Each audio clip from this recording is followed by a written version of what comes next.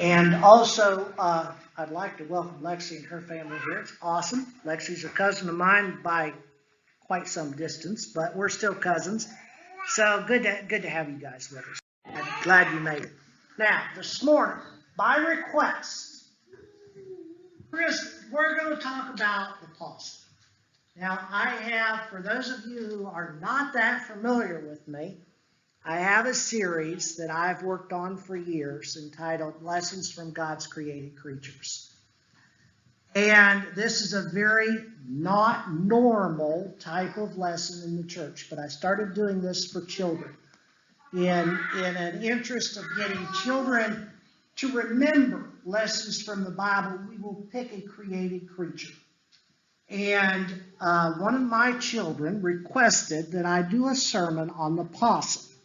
Ruth will remain nameless, but, or maybe I should say shameless. But she said, Papa, you need to do a lesson on the possum. Can you put this in with one of your created creatures? And so I told Kate, when Kate told me that, I'm like, I don't know if I have it in me to preach on the possum.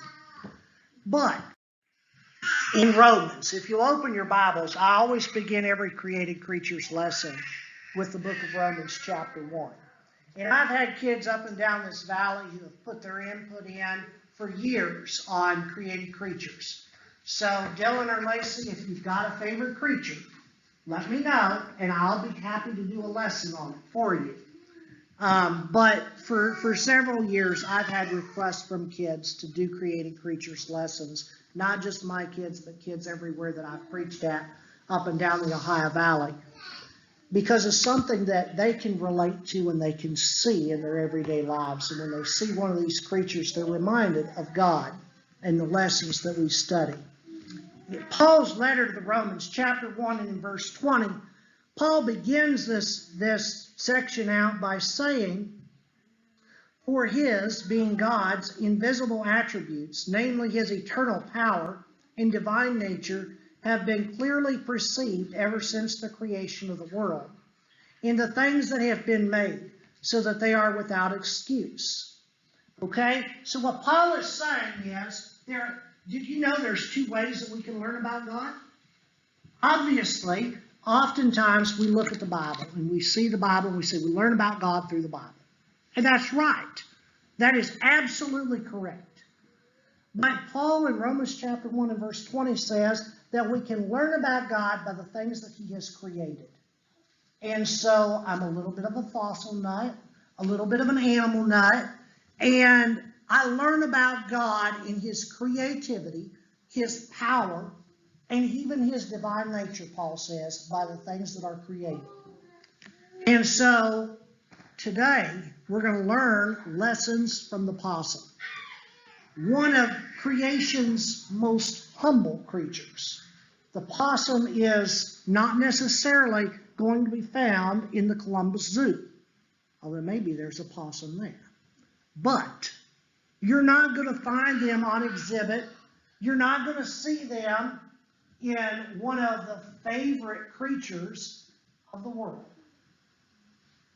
But there is an American Possum Society. Had no idea. The possum, though, is in the same family with several other animals that are held in much higher esteem. They're in the same family as the koala bear. And several other little critters, the kangaroo. They're in the same family as the kangaroo. And so but when I look at the list in that family, I get clear down the bottom, there's possum. See, it's one of those ones that's not thought very highly of. The possum, or more correctly, opossum, takes its name from the Powhatan Indian words for white dog.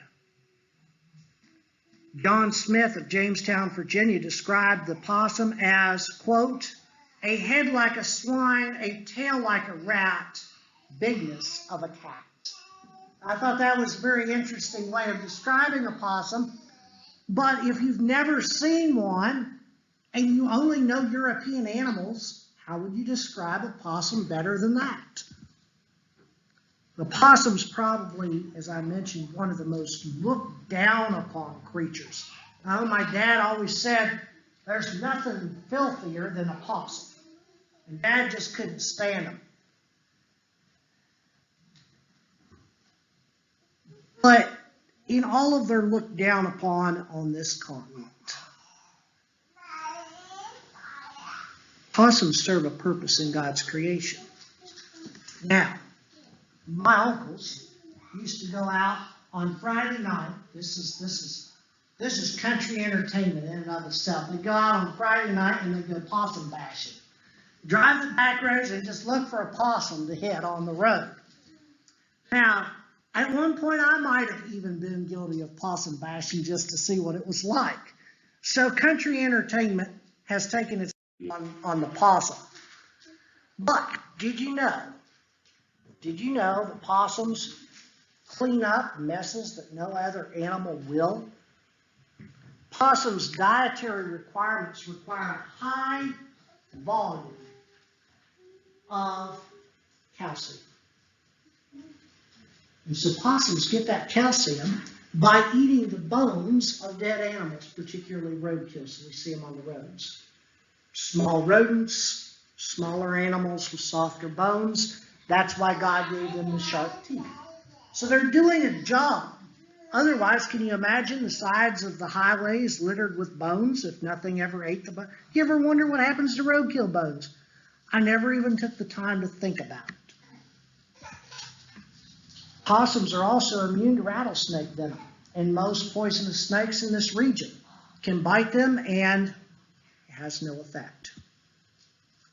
A possum, now this is one that I did know, found out about a year ago. One possum will eat up to 5,000 ticks each year. So, with Lyme's disease on the rise, we can thank the possum for keeping the tick population at least a little bit